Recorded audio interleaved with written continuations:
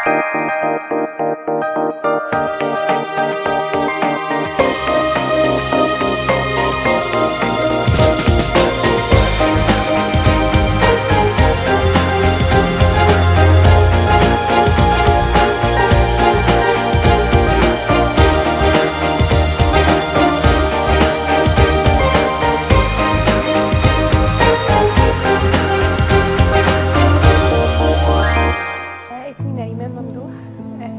24 سنة، متجوزة وعندي 3 أولاد وربة منزل.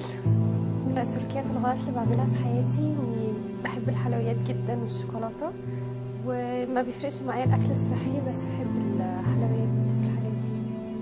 نفسي أغير إن أنا ألعب رياضة، أكل أكل صحي، أبعد عن الحلويات، عشان أشوف طبعا نفسي في صورة أحسن وأعرف ألبس اللي أنا عايزاه. يعني ما بعرفش اختار الحاجه اللي انا عايزاها وتبقى مناسباني عشان وزني الزايد بس. ونفسي ارجع بقى زي ما كنت قبل ما اتجوز. مخاوفي لو ما غيرتش اسلوب حياتي معايا اني مش عايزه بنتي توصل للمرحله اللي انا وصلتها لما تكبر. عايزه ابقى ليها مثل اعلى، هي واخواتها طبعا، بس خاصه البنت اكتر. نفسي تبقى حركتي خفيفه، تبقى حياتي اسهل.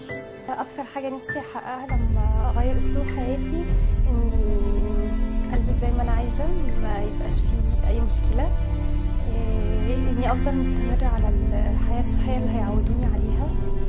بس هو نفسه يشوفني في صوره احسن، بس طبعا بيقعد يضايقني ويقعد يقول لي حسي اخرتي. زياده الوزن ازمه بالنسبه لي عشان مش راضيه عن نفسي، بحس ان انا كبيره عن سني، بحس ان انا شكلي مش حلو لما بكون خارجه مع حد ارفع مني او شكله احسن. انا بقول طب ليه ما بقاش كده.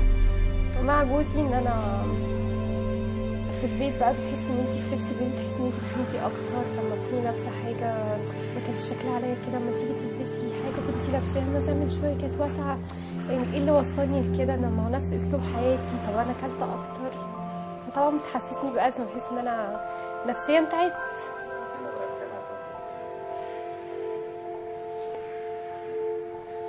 اكتر حاجه ما كان نفسي اعملها وما عرفتش، اني طبعا ما كنتش عايزه حد ينتقدني، وما كنتش عايزه اوصل للمرحله دي مع حد.